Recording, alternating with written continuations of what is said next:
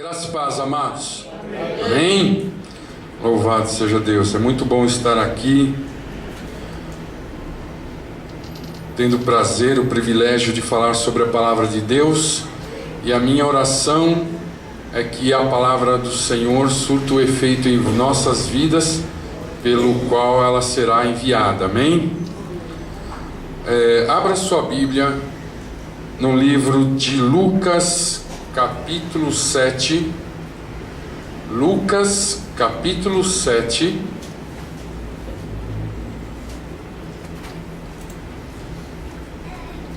Nós vamos ler do verso 18 ao 23. Lucas, capítulo 7, do verso 18 ao 23. O tema que Deus deu ao meu coração para essa mensagem é que não tenho que provar nada a ninguém, mas eu sou o que sou. Lucas capítulo 7, versos 18 ao 23. Todos acharam? Diz assim a palavra de Deus: E os discípulos de João anunciaram-lhe todas estas coisas. E João, chamando 2 dos seus discípulos, enviou-os a Jesus, dizendo: És tu aquele que havia de vir? Ou esperamos outro? E quando aqueles homens chegaram junto dele, disseram: João o Batista enviou-nos a perguntar-te: És tu aquele que havia de vir? Ou esperamos outro? E na mesma hora curou muitos de enfermidades e males e espíritos maus, e deu vista a muitos cegos. Respondendo então, Jesus disse-lhes: Ide e anunciai a João o que tendes visto e ouvido, que os cegos veem, os coxos andam, os leprosos são purificados, os surdos ouvem, os mortos ressuscitam, e aos pobres anuncia-se o Evangelho. Bem-aventurado é aquele que em mim não se escandaliza. Amém? Que de mim não se escandaliza. Louvado seja Deus. Amados, a vinda do Senhor Jesus Cristo, a primeira vinda do Senhor Jesus Cristo, era extremamente esperada por todos, principalmente pelo povo de Israel. A sua primeira vinda, ou seja, a promessa do Messias, e até hoje eles têm isso em seu coração, até hoje eles esperam o Messias, porque eles não reconheceram a Jesus Cristo como seu Messias. Como diz em João, veio para os seus, mas os seus não o quiseram. Veio para os seus, mas os seus não quiseram. Ora, nós vamos ver que Jesus Cristo, ele foi anunciado, pré-anunciado, desde o começo dos tempos. Jesus Cristo, ele foi pré-anunciado, e o primeiro pregador do Evangelho foi o próprio Deus. O primeiro a pregar o Evangelho, o primeiro a falar de boas novas, foi o próprio Deus. Quando da queda do homem, quando o homem caiu, pecou contra Deus, Deus, ele não foi pego de surpresa. Tem gente que acha que pega Deus de surpresa. Deus nunca disse: ops, não contava com essa. Deus nunca disse isso, amados. Deus nunca falou assim: puxa vida, esse aí me surpreendeu. Deus nunca disse isso. Quando Jesus Cristo falou, fez até uma menção sobre isso, ele muito mais falou para intensificar, para mostrar uma determinada lição e situação, e até para, vamos dizer assim, dar honra para uma pessoa que tinha fé, do que simplesmente para dizer que não sabia que aquela pessoa tinha. Então, Deus, ele já tinha traçado um plano de salvação. E ali em Gênesis 3,15 ele fala a respeito disso. Ele vem então e diz o seguinte: ele falando com a serpente, ele diz: e porém inimizade entre ti e a mulher, entre a tua semente e a sua semente. Esta te ferirá a cabeça e tu lhe ferirás o calcanhar. Isso era uma oratória falando a respeito do processo que a semente da serpente, né, ou o filho do diabo, vamos dizer assim, trairia Jesus, certo? Mas Jesus lhe pisaria a cabeça. Ou seja, ferir o calcanhar quer dizer trair. E pisar a cabeça quer dizer vencer. Então disse: este iria te trair, mas Jesus vai vencer. Então, primeiro nós temos isso. Depois nós vemos em Isaías 7,14 um outro momento, né, dizendo: portanto o Senhor mesmo vos dará um sinal, eis que uma virgem conceberá e dará à luz um filho, e será o seu nome Emanuel, ou seja, Deus conosco. Mais uma vez o Senhor na história falando a respeito da vinda de Jesus Cristo. Ele ainda em Isaías nos fala no capítulo 9, verso 6, um texto que nós muito conhecemos, né? Que nos fala um menino, né? Porque um menino se nos deu, né? Um menino nos nasceu, um filho se nos deu, e o governo estará sobre os seus ombros, e o seu nome será Maravilhoso, Conselheiro, Deus Forte, Pai da Eternidade, Príncipe da Paz. Notem que durante a história, no decurso da história, Deus foi usando os seus servos para anunciar a vinda do Filho do Homem, a vinda do Messias, a vinda do Salvador. Ainda em Miqueias nos fala assim: mas tu, Belém Efrata, posto que pequena para estar entre as milhares de Judá, de ti é que me sairá aquele que há de reinar em Israel, e cujas saídas são desde os tempos antigos, desde os dias da eternidade.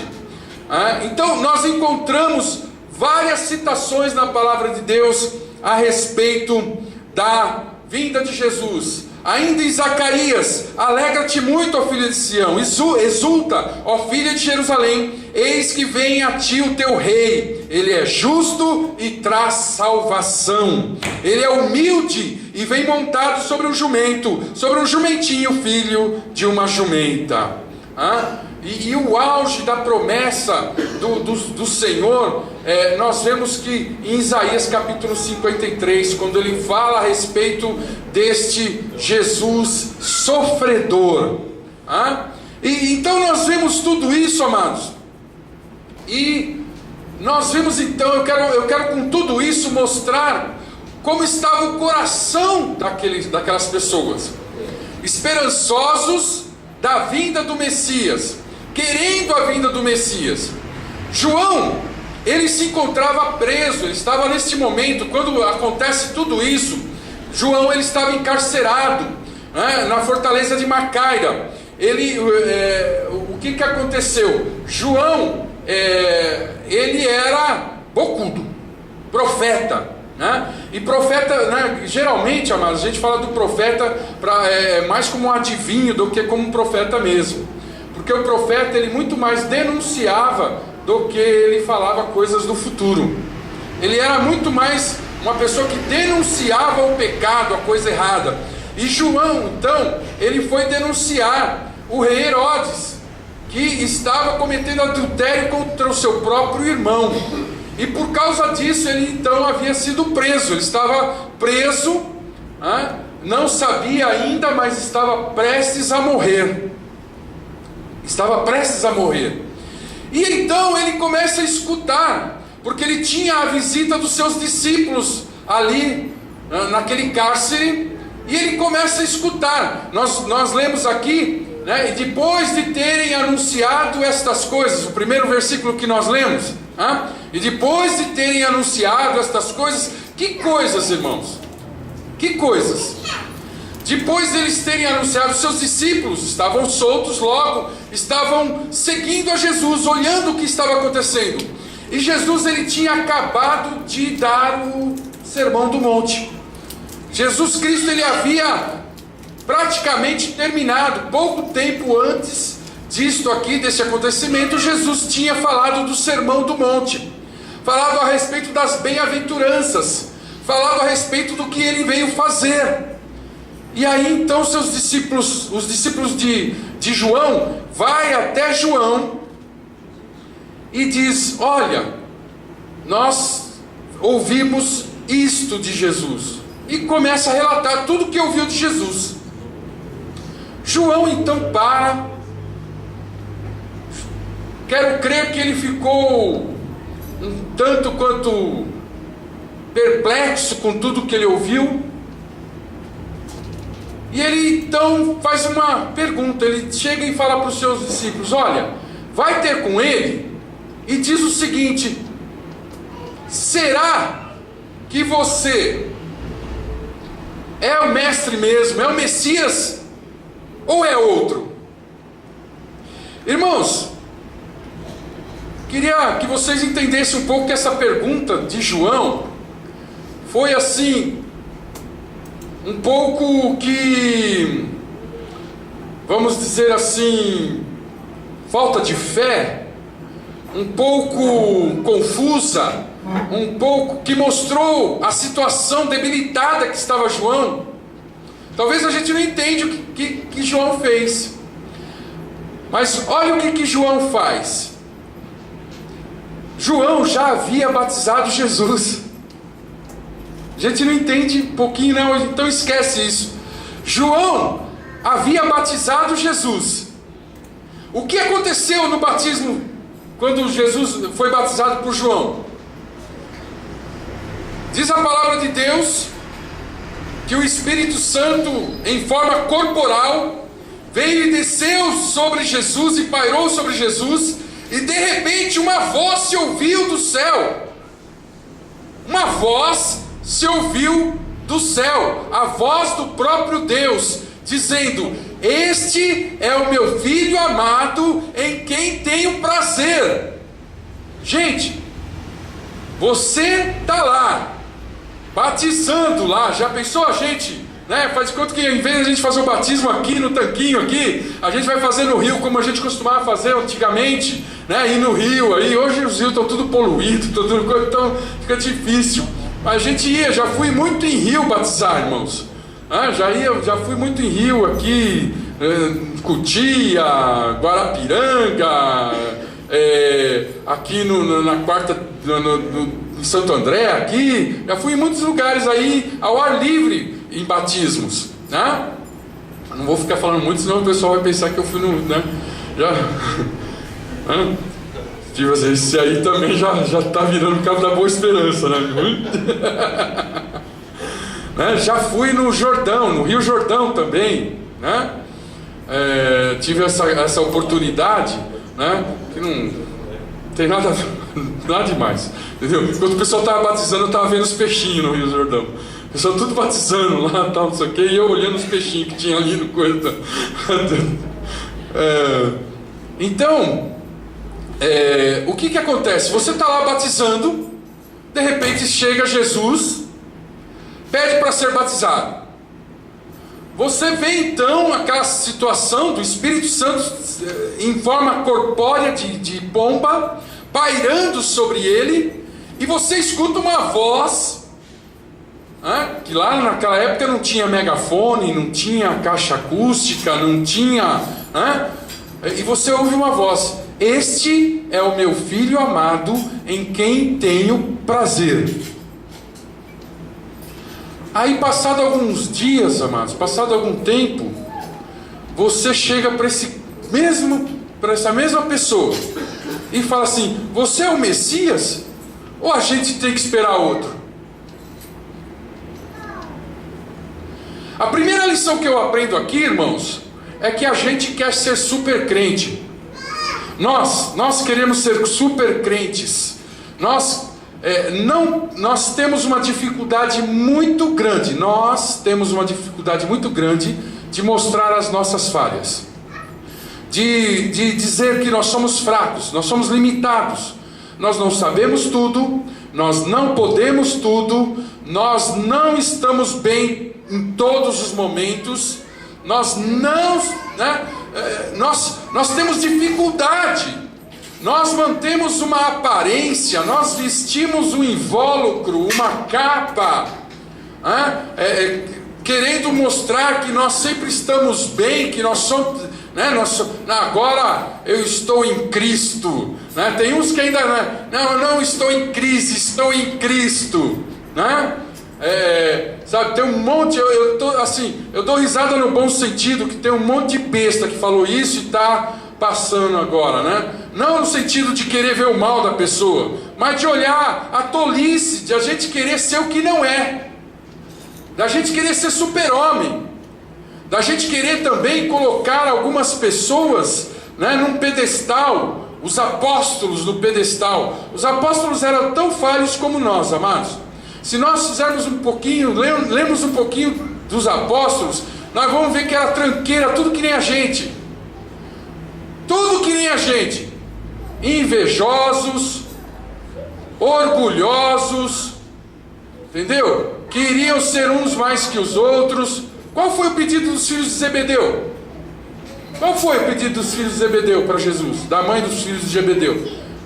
Ô Jesus, quando você chegar lá no seu reino, tal, permita que os meus filhos, um sente na direita, outro na esquerda.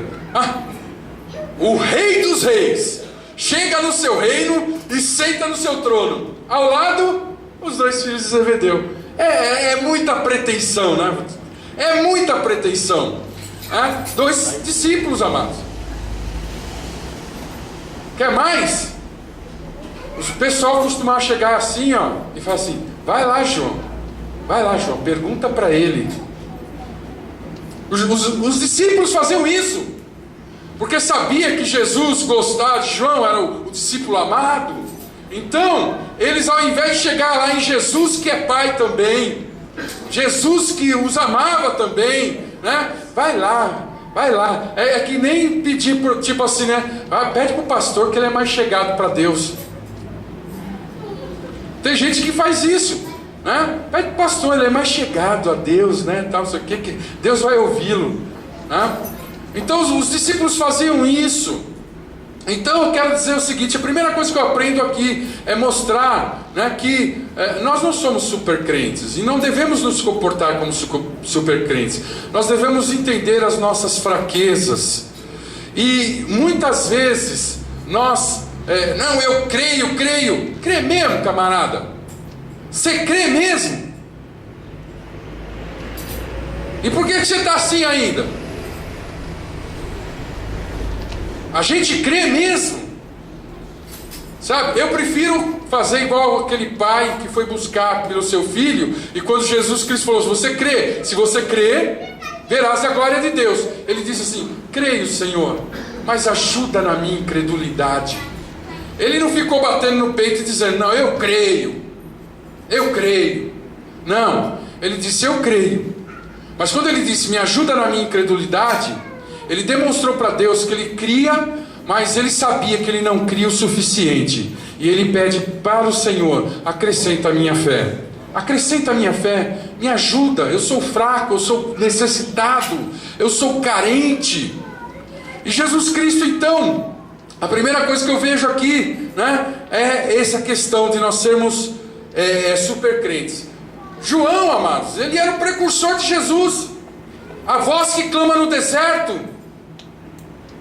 O profeta, como diz o próprio Jesus depois, logo em seguida, Jesus começa a testemunhar a respeito de João Batista, e ele diz: não há outro igual, nascido de mulher, como João Batista. O maior profeta de todos os tempos, ele fala sobre João Batista. E esse João Batista, né, faz isto. Esse João Batista chega e pergunta: você é mesmo? Ele mostra fraqueza. A segunda lição que eu aprendo aqui, amados, é que em qual Jesus você crê? Quais as suas expectativas com Jesus? Eu aprendo, primeiro, em qual Jesus que eu creio? Sabe por quê, irmãos? Sabe por que Jesus disse assim: vai lá, Batista, o que vocês viram? E ele diz: bem-aventurado é aquele que não se escandaliza de mim. Por quê, amados? Porque João Batista também, amados, e não só João Batista, como o povo de Israel, não esperavam Jesus como veio. Não esperavam Jesus que veio falar de amor. Não esperavam Jesus que veio falar de perdão. Não esperavam Jesus que veio falar aos pobres.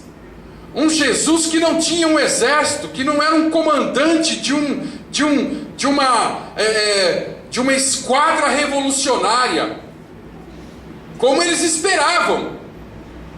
Eles esperavam naquela época, e principalmente um grupo que chamava os Zelotes, eles estavam preparados para que o Messias viesse e eles fossem regidos, fossem comandados por este Senhor que os comandasse numa revolta contra os romanos, e então tomasse Jerusalém da mão dos romanos e pusessem para correr os humanos. Esta era a cabeça das pessoas, dos judeus, daqueles que esperavam o Messias. Aí chega um homem falando de amor, chega um homem falando de perdão, chega um homem falando de ajudar o seu próximo e de amar o seu inimigo. E aquele João, que era o precursor, que preparou o caminho deste, começa a ter dúvidas. Foi para você que eu preparei o caminho ou foi para outro? Quantos de nós, amados, temos uma expectativa de um Cristo que talvez não seja o Cristo de Deus?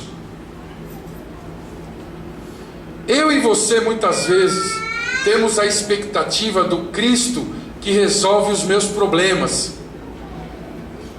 e esqueço que Cristo não veio só para mim. Do Cristo que só está no prisma da minha visão limitada. Eu tenho uma visão limitada, irmãos. Cada um de nós temos uma visão limitada. Nós não conhecemos. Eu estava conversando hoje com o pastor Paulo. Quando a gente começa a estudar um pouco de história, simplesmente não precisa ir longe, a gente começa a estudar um pouquinho de história bíblica, história mesmo secular, história, não estou falando Bíblia não, nós estudarmos um pouquinho de história, a gente começa a ver uma série de coisas que hoje nós somos, em função de acontecimentos históricos. Uma igreja que é romanizada, ou seja, a estrutura hoje que nós temos de igreja, que a gente vê como igreja, é uma estrutura romanizada. Então, nós ficamos a pensar: você conhece mesmo o Jesus, o Cristo, aquele que havia de vir?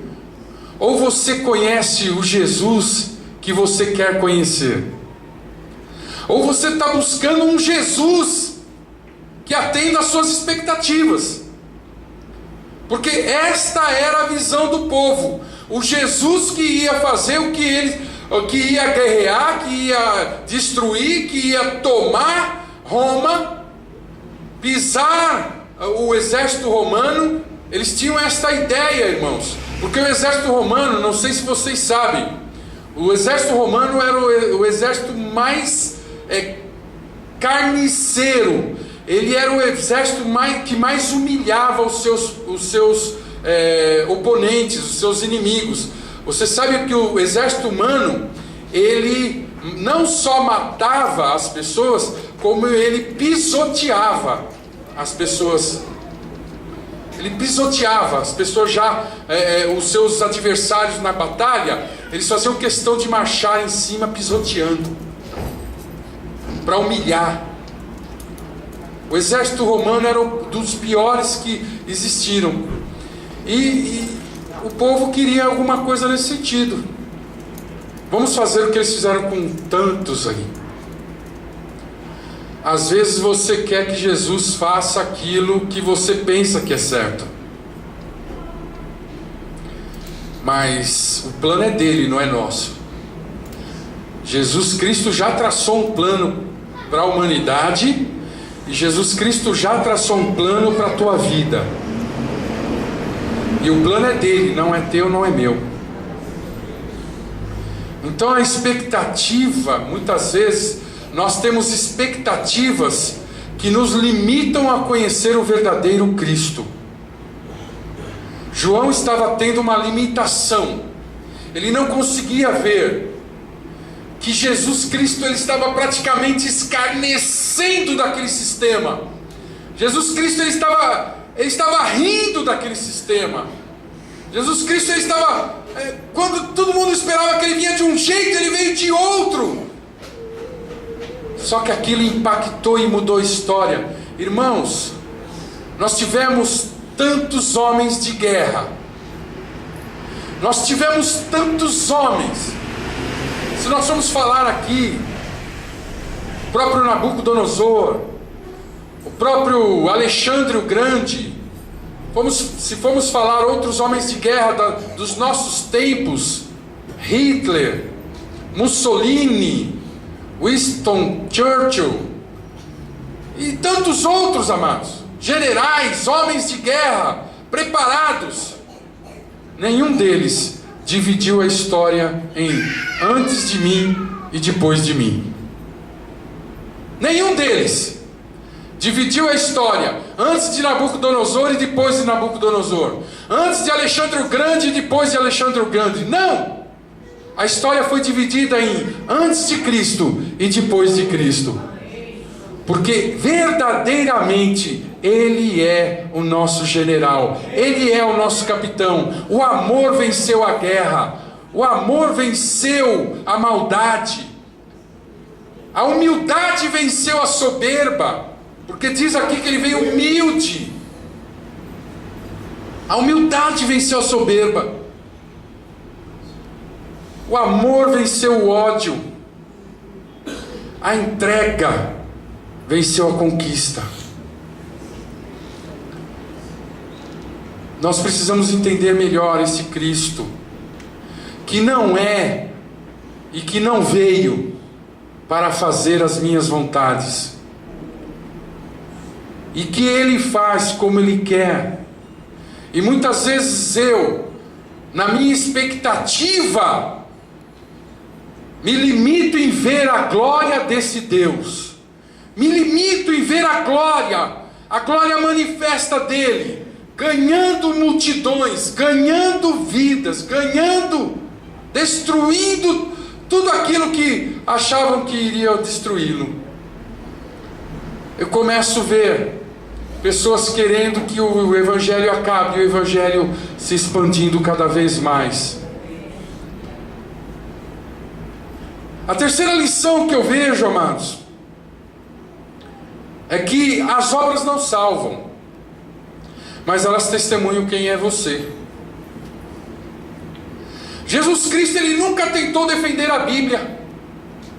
Você não encontra Jesus defendendo a Bíblia, discutindo Bíblia com o pessoal, como a gente vê na internet, né? Hoje em dia o pessoal discutindo, metendo a boca e falando isso, e brigando, aquela coisa. Jesus nunca fez isso. Por quê? Porque eu tinha um ditado quando eu era adolescente, jovem adolescente, que eu falava assim: quem tenta provar é porque tem dúvidas. Então o pessoal chegava para mim: prova isso, prova aquilo, prova não sei o que. E eu falo: olha, quem tenta provar é que tem dúvidas. Eu não tenho dúvida nenhuma. E o pessoal me olhava assim e achava que eu era arrogante. E eu falava: não tenho dúvida nenhuma quem eu sou. E Jesus, Ele nunca tentou provar quem Ele era. Ele nunca ficou discutindo com as pessoas. Não, mas espera aí, porque isso, porque aquilo, porque aquele outro. Nós só vemos Jesus, amados, contendendo com o diabo. Nós só vemos ele contendendo com o diabo. O resto ele ministrava a palavra, falava da palavra para ensinar. Nós só vemos Jesus contendendo com o diabo. Mas com os seres humanos, ele sempre ministrava a palavra para abençoar, para ensinar, para exortar, e ele não estava preocupado. E quando ele contendeu com o diabo, ele não contendeu para defender a Bíblia. Também ele não contendeu para defender a Bíblia. Ele simplesmente mostrou para Satanás: eu sei que você está tentando fazer, mas a minha palavra é tão correta que por ela mesmo eu vou te pegar. Mais ou menos assim. Ele falou assim: olha, eu sei que você está tentando fazer, Satanás, mas a minha palavra é tão preciosa, é tão correta, é tão perfeita, que por ela mesma eu te cato. E foi o que aconteceu, né? Então, essa outra lição que eu aprendo é: as obras não salvam, mas elas testemunham quem nós somos. Jesus Cristo, quando os discípulos foram lá, eles fizeram uma pergunta. Você é o Cristo, ou você é aquele que havia de vir, ou temos que esperar um outro? Se alguém fizesse essa pergunta para você, o que você faria? Se você fosse a pessoa mesmo. É claro que sou eu, pô. Vocês não viram já lá no batismo lá? Vocês não estão vendo? Meus camaradas, vocês pensam que eu não vi vocês lá no Sermão do Monte? Eu vi vocês escondidinho lá no Sermão do Monte, escutando o que eu estava falando. Claro que eu sou. Volta lá e fala que eu sou. O João está variando, pô. Vai lá e fala que eu sou. Não.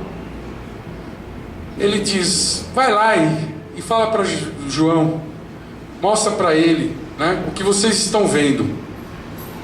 Mostra para ele o que vocês estão vendo. E as obras de Jesus testemunharam que ele era aquele que havia de vir. Quero dizer o seguinte também, amados: nós não precisamos fazer obra para ser salvos. Mas não adianta falar que você é filho de Deus e não se parecer com o filho de Deus. Não adianta falar que você é filho de Deus e não exercitar obras como um filho de Deus. Não adianta a gente falar que é crente, irmãos, que serve um Deus verdadeiro, e não amar o nosso próximo, e não perdoar as pessoas, e não procurar ajudar as pessoas, e não procurar entender, compreender as pessoas, não procurar ser uma pessoa melhor a cada dia. Não adianta você falar, porque você pode falar o que quiser, mas na hora do vamos ver, eu vou ver o que você faz.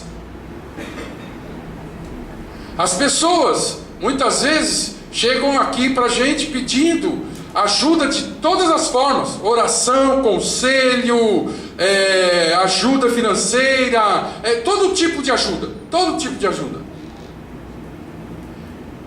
E aí não adianta nós falarmos que nós somos servos de Deus e não procurar ajudar a pessoa de alguma forma. Não adianta nós falarmos que somos servos de Deus e mantermos rancor, mágoa, rusga de pessoas. Não adianta isso, amados. Você está se enganando a si mesmo. Eu estaria enganando a mim mesmo se eu fizesse dessa forma. Não adianta. Nós podemos falar que somos, mas as nossas práticas é que falam. Jesus Cristo, ele diz: pelos frutos os conhecereis. São pelos frutos, não é pela aparência. Não é porque eu digo que eu sou um abacateiro que eu vou ser um abacateiro. Se eu não der abacate, esquece. Então, eu aprendo aqui que Jesus Cristo, ele deu uma aula prática para João. Ao invés de ele pegar e falar assim: sou mesmo, vai lá e confia na minha palavra, dá um tapinha nas costas dos caras e Vai lá, ele vira e mostra as pessoas sendo curadas, libertas e ouvindo a palavra da salvação. Eu aprendo que obras não salvam, mas que as obras testemunham quem eu sou. As obras testemunham quem você é, meu irmão e minha irmã, na sua família, na sua vizinhança, na sua escola, no seu trabalho, aonde você é, no lazer. As suas obras testemunham quem você é. O seu testemunho pelas suas obras, pela sua postura, pela sua ação e reação. Eu costumo sempre dizer isso, amados, porque a gente não entende. Pastor, por que ação e reação? Você entende o que é isso? Tem gente que é muito boa em ação, tem gente que é ótima na ação. Por quê, amados? A ação você faz premeditado. A ação você faz premeditado. Eu vou trabalhar, você então se prepara para ir trabalhar. Eu vou à igreja, você se prepara para ir à igreja. Eu vou falar com fulano de tal, você se prepara para falar com fulano de tal. Aí de repente você está indo falar com fulano de tal, está lá no carro, indo falar com fulano de tal, e aí alguém vai e fecha você. Você tem uma reação. Você não sai daqui esperando que todo mundo te feche no trânsito de São Paulo. Você pode até achar que isso é possível, mas você não vai esperando isso. Então você tem que tomar uma reação. Na reação é que nós somos ruins. Na ação nós somos muito bons, mas na reação nós somos ruins. A reação, amados, mostra o que tem dentro da gente mesmo.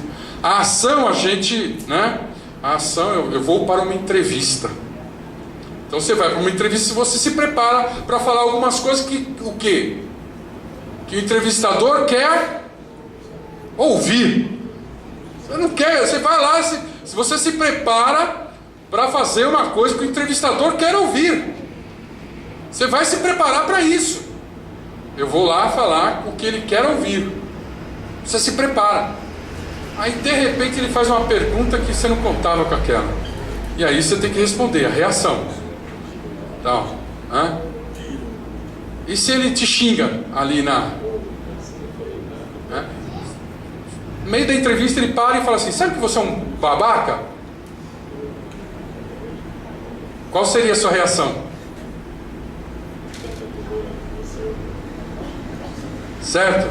Então a ação, mas nós fazemos pensada, mas a reação é que vem tudo que nós temos dentro. E aí, amados, nós temos que trabalhar para essas reações ser reações dignas de um servo de Deus. Coração puro, espírito reto. Coração puro e espírito reto. Desta forma, porque eu já contei isso várias vezes para vocês, mas eu tinha um grupo de amigos, são amigos mesmo. Mas eles faziam aposta para ver quem fazia eu falar palavrão. Eles faziam aposta para ver quem fazia eu chegar lá e falar um palavrão, falar uma besteira, praguejar alguém. Eles faziam aposta para isso. E eles me provocavam para isso. Me provocavam. Chegavam a me provocar mesmo, literalmente. E depois eles ficavam dando risada e falavam assim: provoquei ele, me chamou de bobo. Me chamou de bobo. O máximo que eu consegui tirar dele foi isso. Não sei o quê. Por quê? Porque na minha concepção, amados, eu já tinha tirado do meu coração e da minha mente essas palavras torpes. Já da minha vida, eu trabalhei ao longo da minha vida cristã, tirando essas palavras torpes do meu vocabulário. Então quando eles me provocavam, eu não soltava essas palavras, porque não estava mais no meu vocabulário, porque já não eram mais do meu vocabulário. Isso, amados, vale para todas as coisas da nossa vida. Isso vale para todas as coisas da nossa vida. Ou seja, as tuas obras não te salvam, mas mostra quem você é. Uma outra lição que eu aprendo, amados, é que nós insistimos em atribuir a Jesus coisas que Ele não veio fazer. A gente é cheio de falar que Jesus vai fazer, de que Deus vai fazer, coisa que Ele não veio para fazer. Tem coisa que é para você fazer, não é para Ele fazer.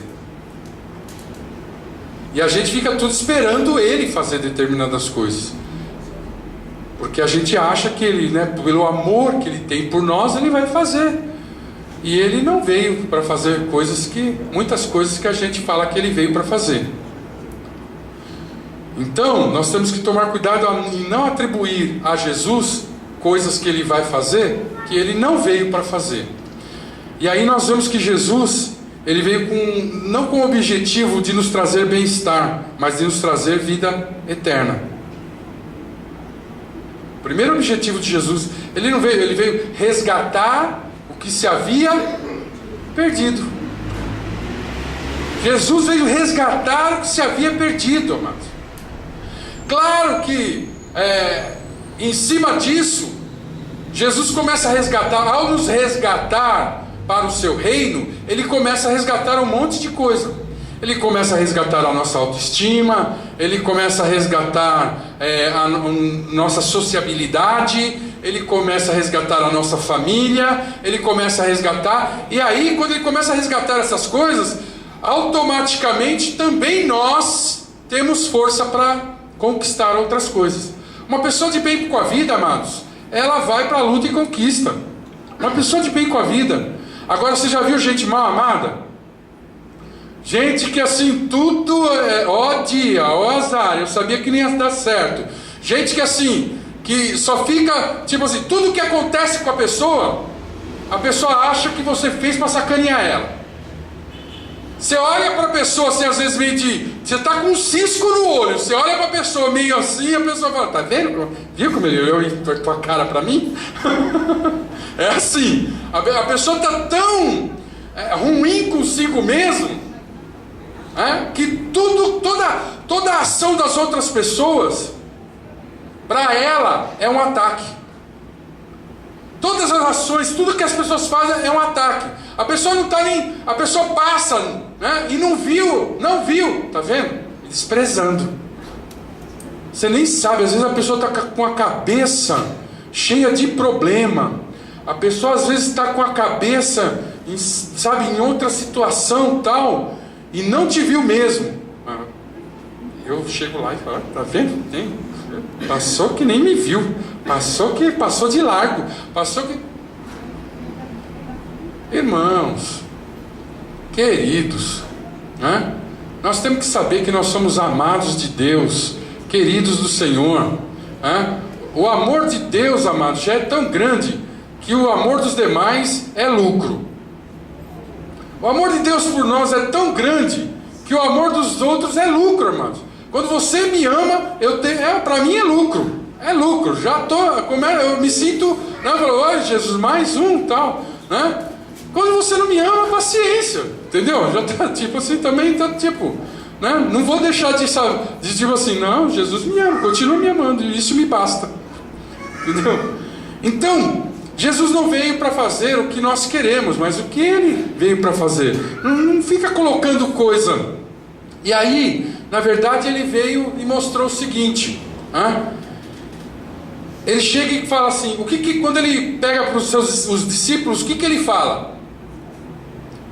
Ele chega assim para os discípulos e fala assim, olha, os cegos veem, os coxos andam, os leprosos são purificados, os surdos ouvem, os mortos ressuscitam, e aos pobres é anunciado o Evangelho. Jesus Cristo, o que Ele está fazendo aqui é o cumprimento da profecia que Ele já tinha falado a respeito dele, Ele já tinha falado, quando Ele leu a respeito dele em Lucas capítulo 4, versos 18 ao 19, que Ele estava se referindo a Isaías 61:1. Ele diz, o Espírito do Senhor é sobre mim, pois me ungiu para evangelizar os pobres, enviou-me a curar os quebrantados de coração, a pregar liberdade aos cativos, a restaurar da vista aos cegos e a pôr em liberdade os oprimidos e a anunciar o ano aceitável do Senhor. Ele veio, ele disse claramente para que ele veio. Ele disse claramente para que ele veio. Então nós vemos aqui Jesus falando a respeito disso. E aí, eu vou para mais uma, então, e a nossa última lição, para então concluirmos, que diz o seguinte: a lição é que deveríamos dar continuidade às obras do Senhor, ao invés de criarmos uma religião. O que Jesus Cristo deixou era para que nós dessemos continuidade à sua obra. E a gente vai e cria uma religião. A continuidade da obra de Cristo é que eu e você continuemos a fazer o que ele fazia. E aí a gente cria uma religião. E a gente cria as 4 paredes aqui que a gente chama de igreja. E a gente cria horários, a gente cria uma logística, a gente cria rituais. E as pessoas vêm e participam disso e acham que estão bem com Deus. E eu quero dizer para você que verdadeiramente a gente só vai fazer a obra de Deus quando a gente se manifestar muito mais lá fora do que aqui dentro. Quando a gente se manifestar no dia a dia, na sua família, no seu convívio, quando você, através dos seus frutos, quando você, através das suas obras, mostrar que você realmente é filho do Senhor, é filho de Deus. Mas nós queremos mostrar que nós somos de uma igreja, de uma placa, de uma instituição, de uma organização. Eu quero dizer para vocês que isso não é evangelho. O evangelho é você no seu dia a dia, quando você está lavando a roupa lá, tal, de repente chega a sua vizinha e falou: quebrou minha máquina. E aí você fala assim: a minha está cheia.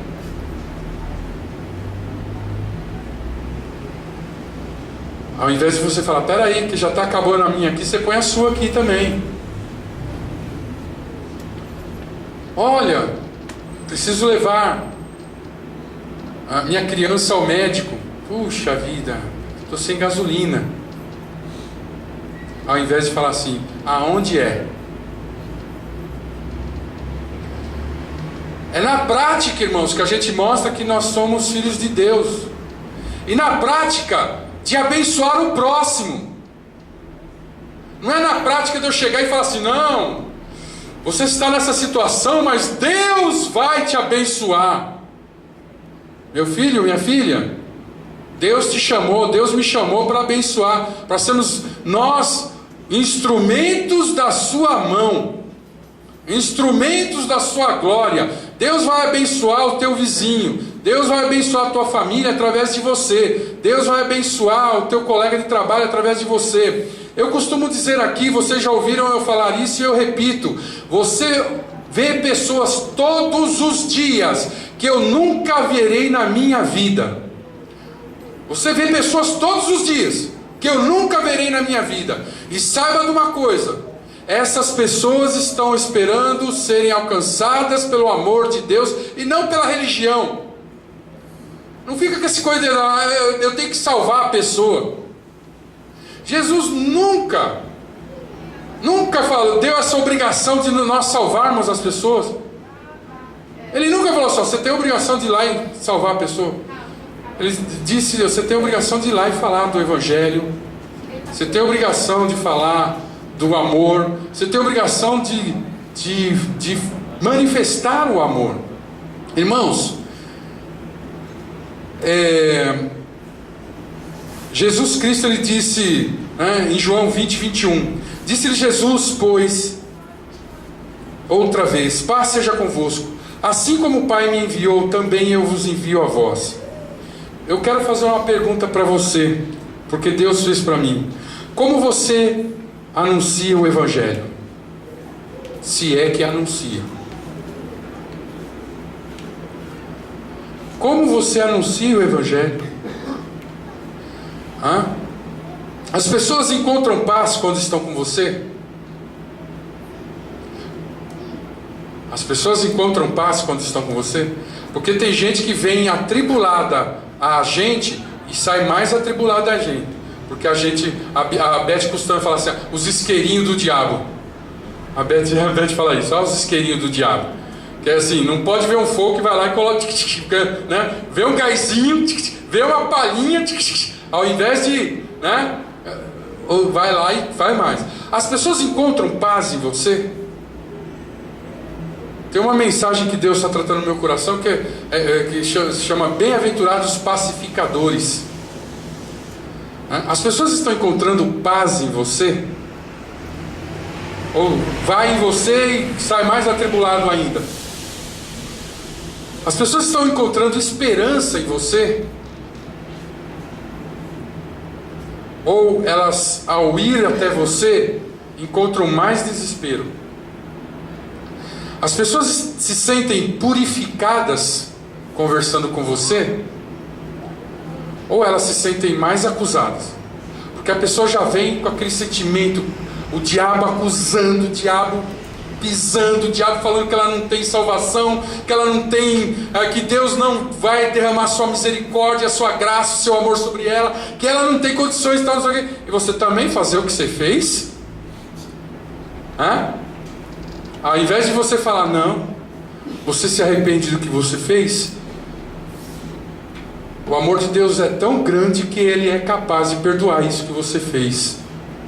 Mas não, a gente pega e olha e fala, não, mas também do jeito que você é. As pessoas estão sentindo que tem esperança nesse evangelho que você vive, ou que só tem acusação? Porque a gente vê as pessoas passando determinadas situações, irmãos, a gente já quer dar a formulinha, por que a pessoa está passando aquilo. A gente vê a pessoa passando um perrengue, a gente já quer dar, tipo, o veredito, tá assim por causa disso, disso, disso e disso. E às vezes a gente esquece, e às vezes a gente deixa passar, que a pessoa está passando aquilo lá na tua frente, para você ser um instrumento de Deus.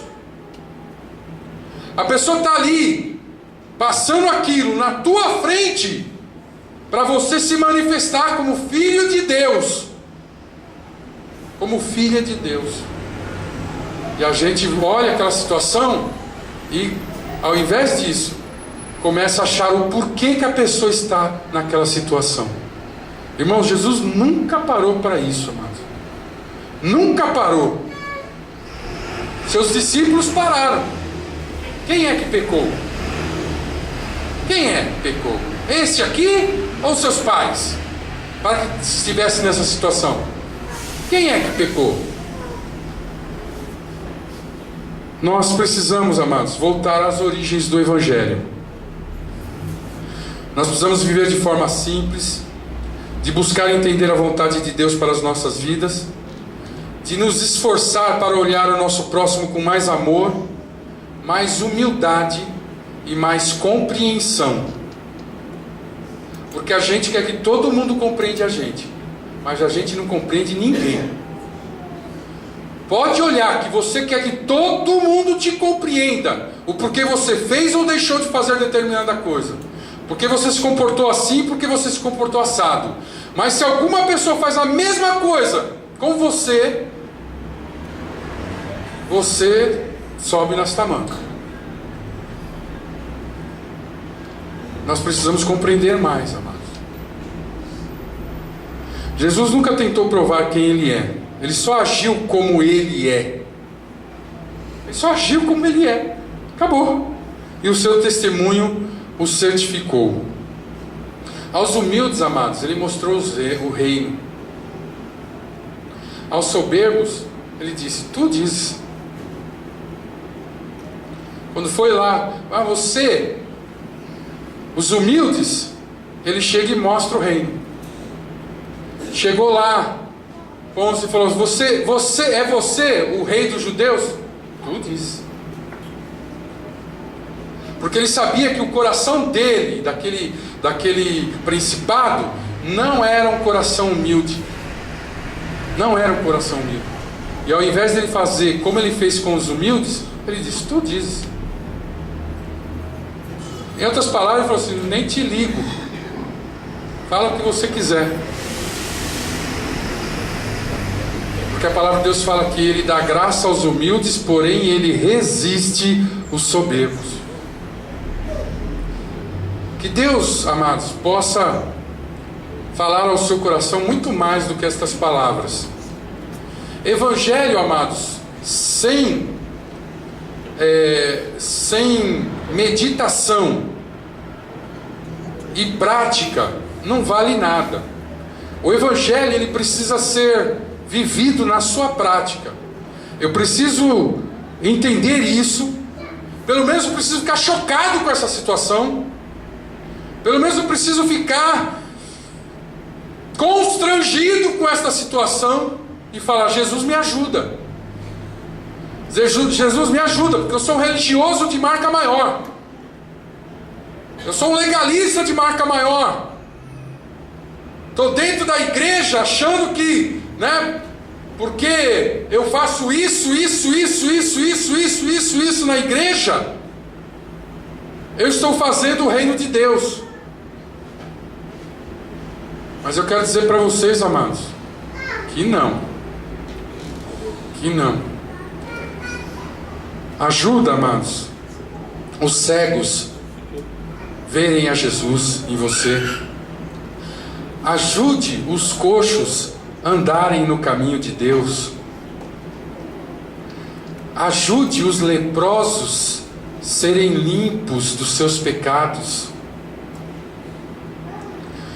Ajude os surdos a ouvirem a voz de Deus. Ajude os mortos a serem ressuscitados e virem para a vida que Jesus Cristo lhes oferece.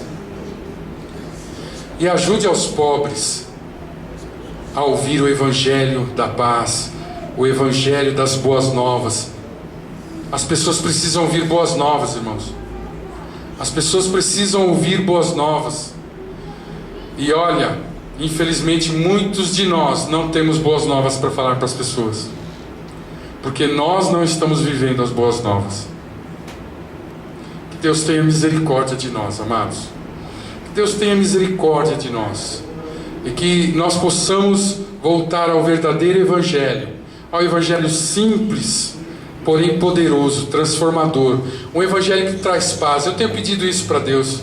Falo: Deus, eu não quero status, não quero pompa, não quero, grandeza, eu quero um Evangelho simples, que eu tenha paz. E quando eu olho para uma pessoa que eu pude transmitir o Evangelho na vida desta pessoa, eu vejo ela sendo transformada, eu vejo regenerada, essa pessoa mudando, essa pessoa crescendo, essa pessoa entendendo Deus que nos ama, essa pessoa querendo ser melhor, e essa pessoa querendo abençoar o seu próximo. É isso que eu quero, irmãos. É isso que eu quero, porque salvação não é da minha alçada. Eu não fui chamado para salvar ninguém. Eu fui chamado para testemunhar as obras de Cristo. Eu fui chamado para ser como Cristo. Eu fui chamado para abençoar. Eu fui chamado para ajudar. Eu fui chamado para ser bênção na vida das pessoas. E se assim não for, eu estou perdendo todo o tempo da minha vida com uma religião barata. Então que Deus tenha misericórdia de nós. Eu não, Jesus não precisou provar nada para ninguém, mas Ele é o que é. Nós também não precisamos provar nada aqui.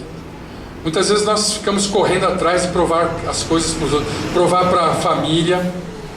Irmãos, conheço pessoas que ficam trabalhando feito louco para provar para a família que ele vai vencer, ou que ele venceu, ou que ele tem mais do que a família, ou que ele se superou da família. Gente, que coisa horrível isso.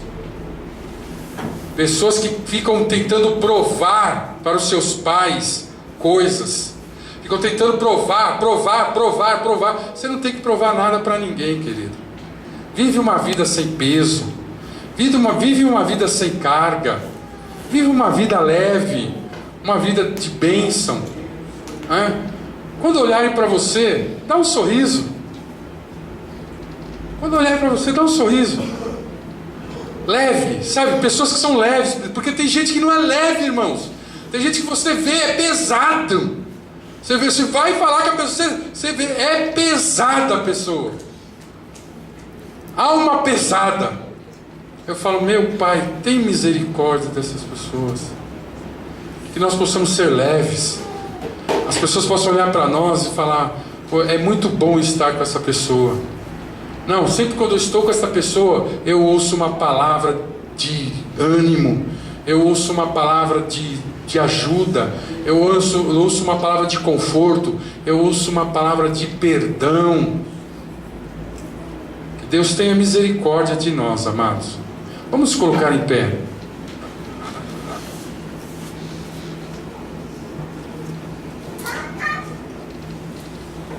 Irmãos, tem tanta coisa para fazer aí fora, e a gente às vezes fica brigando por coisas dentro de quatro paredes. Ah, pastor, então não é para fazer nada dentro da igreja? Ninguém está dizendo isso. Eu estou dizendo que o evangelho a gente faz muito mais fora da igreja do que dentro. O evangelho você faz no seu dia a dia. O evangelho você faz andando com pessoas. Evangelho, por isso que Jesus, no começo, os discípulos, as pessoas que seguiam Jesus, diziam que eram as pessoas do caminho. Antes de serem chamadas cristãs, eles chamavam os servos de Jesus de as pessoas do caminho. Isso tem um significado muito grande, amados. Caminho quer dizer que assim, não é só uma ação pontual. Caminho é que você tem que andar, você tem que trilhar. Então, não é fazendo uma ação pontual. Ah, pastor, mas eu já tentei. Você tentou mesmo? Você andou um caminho com essa pessoa?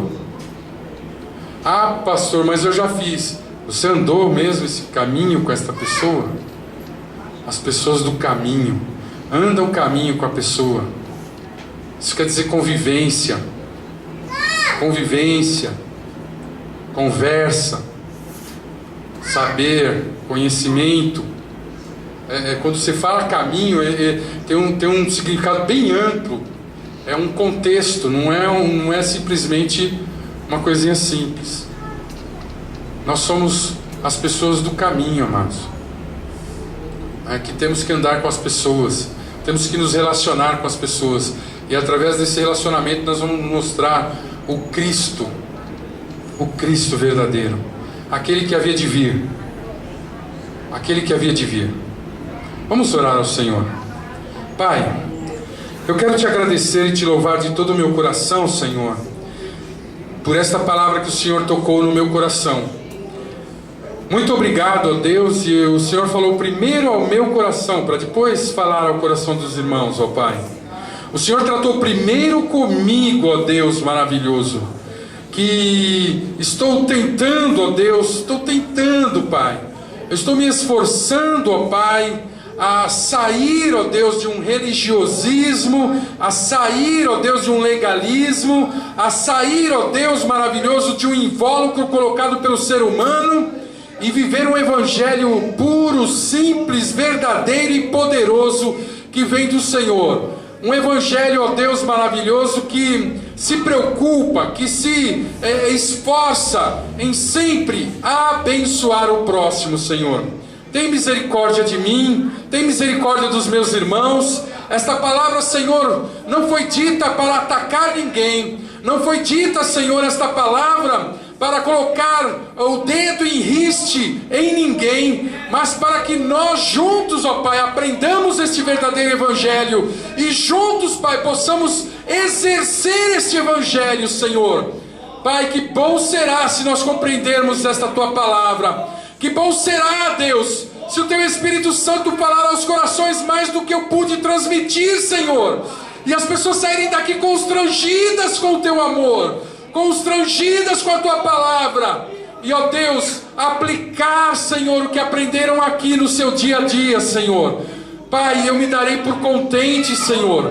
Eu me darei por feliz, ó Deus. Pai, tenha misericórdia de nós, Senhor. Tenha compaixão de nós, ó Pai. E em nome de Jesus, Senhor, nos usa em tuas mãos para a tua glória. Assim eu oro, assim eu agradeço. Amém, Senhor.